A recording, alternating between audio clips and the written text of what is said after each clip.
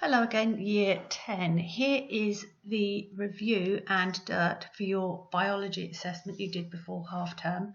First of all, well done. It's another skill, taking assessments on forms, not something anybody had ever done to this half term. Really pleased with how many of you had a go. The feedback here is not on every single question, it's on the questions where most people needed some help. If you didn't take the assessment, you can still go through this because the help that is on here, as I say, is for the most common areas for development, so it's most likely to apply for you. If there's something on here when you get to the end you think, oh, Miss, I wanted to know more about that and I didn't include it, please message me, you know I will always help you. So first things first. First question was quite an easy one, but it's a trick one that often comes up. All cells contain their DNA within a nucleus. Was the statement you had to say true or false? And most people would think true because you'll be thinking of your standard eukaryotic cell, a plant or animal cell, where indeed the DNA is inside a nucleus. However, you remember back to earlier in your learning, you remember that prokaryotes, cells that come a little bit earlier in evolutionary development, actually do not have a nucleus. They just have a loop of DNA in the main cell. And one example of a prokaryote is a bacteria. So actually the answer to that question was false. If you aren't sure, make yourself some notes here. It should be in your knowledge organisers as well. And I did load the knowledge organisers up to Teams as well as emailing them out to you. So you should all have a copy. Yep.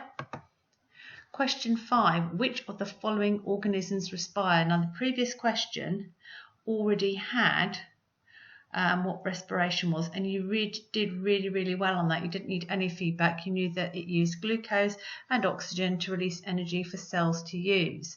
There were 5 different organisms here, bit of a trick because all 5 of them do actually respire, and you needed to have all 5 to get the marks. If you had 4 out of 5, sorry, you didn't get it. Question 6, define the key term metabolism. I've given you a definition here, and I'm sorry, a bit boring, but you just need to learn it. It's all the chemical reactions in a body or a cell is metabolism. Might be a slightly different definition from in sports science, but you need to know the ordinary biology one for your biology degree and the sports science one for your sports science questions. Okay, questions 7 and 8. These are data questions. Bit tricky, I know. A lot of people panic a bit when they see tables and numbers, but that won't help you. So on the left-hand side, I've got information from the questions. Question 7 told you that you had to look at the metabolic rates of humans of different ages and different genders and choose 2 conclusions that were correct. Then you also had to calculate for question 8 the percentage decrease, so that's a change in the mean metabolic rate for males between the ages of 5 years and 45 years. Use the equation shown you're working, and really important, said give the answer to 3 significant figures. So I've got your 2 statements at the top. Males have a higher metabolic rate than females after 5 years of age. Before 5 years of age, they both have a very similar rate, but after that, males have a higher metabolic rate, which actually means that they need to take in more calories. The mean metabolic rate of females decreases faster than males up to 25 years of age. So that means women's metabolism slows down faster, so don't need as many calories. Here you have got the stages in the calculation. Each stage is 1 mark. So first of all, you have 8.53, take away 36, or you get the answer 17. Then you make that into a percentage by having 17 out of 53. The slash means divide, obviously, times by 100, and that will give you the answer 32.0054 is the percentage, the answer to the percentage calculation. When you make it 3 significant figures, you will have 32.1. The last mark is for that. If you wrote down 32.1 with no working, you would still get all 3 marks because it's assumed you've got the right answer in the right way. However, it's always best to show your mark working out, so if you've made 1 mistake, you can still get the other marks. At the end of this presentation, I have given you some links for significant figures, because I think that's where some of you are finding it tricky. Next piece of feedback. This is a big one. This is several questions. You need to know the parts of a leaf in a cross-section diagram. So I have deliberately chosen a diagram that's slightly different from the ones you have had before. No point giving you the same one. It's in colour here. All these boxes need labels. Very kindly, I have put all the labels on the right hand side, but they're not in any sort of order. They do not match the diagram. You have to decide what goes where. I have given you the labels so you don't have to stress about the spelling. Now, the only one that is different from all the others is the wax cuticle, which has 2 spaces to be labelled. So you are going to need to copy that diagram and put the labels in yourself. This is the dirt question, so when you have completed it, I'm expecting you to submit it to me either via Teams or via email so that I can mark it.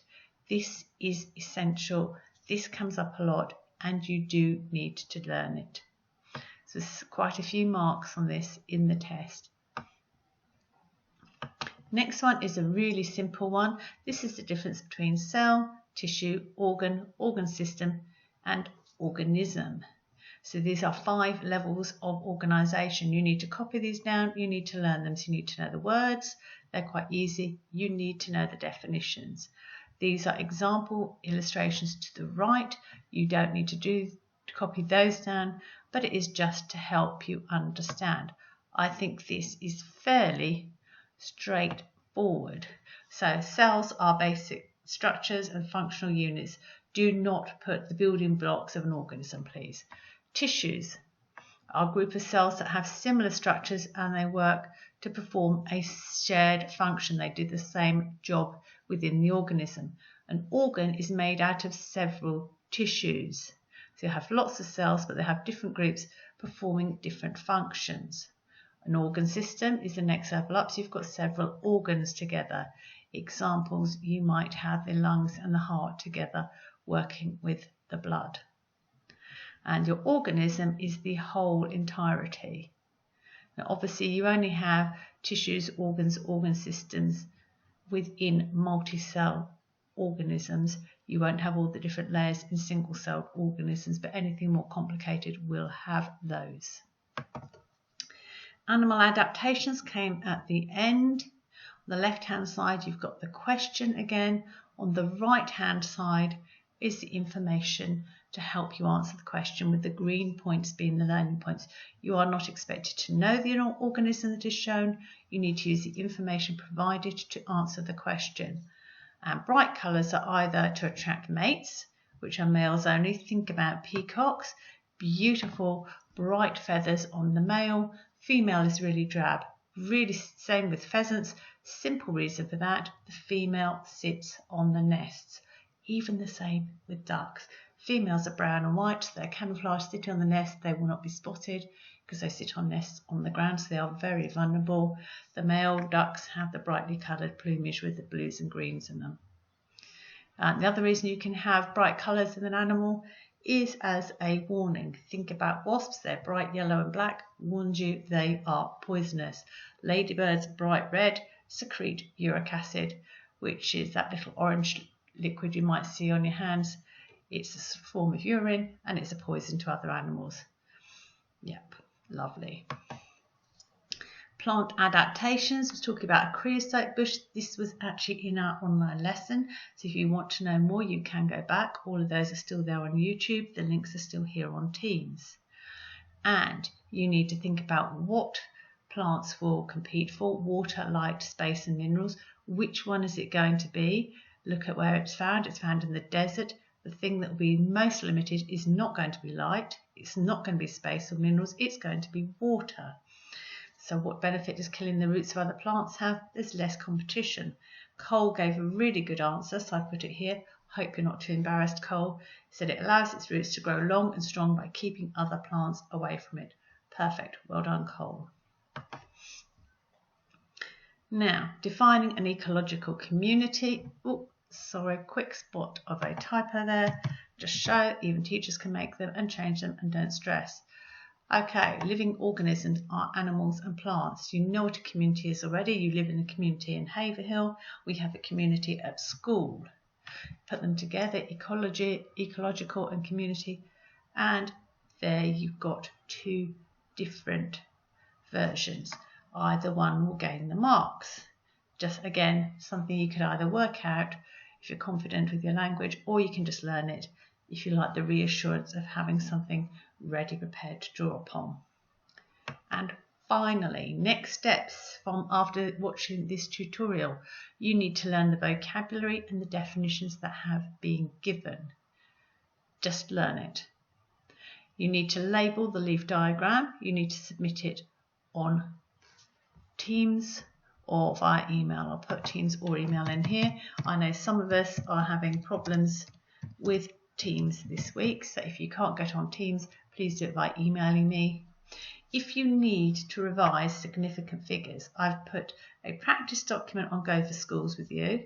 The same practice document is in Teams, and that has got questions answered by a student, and you have to check them.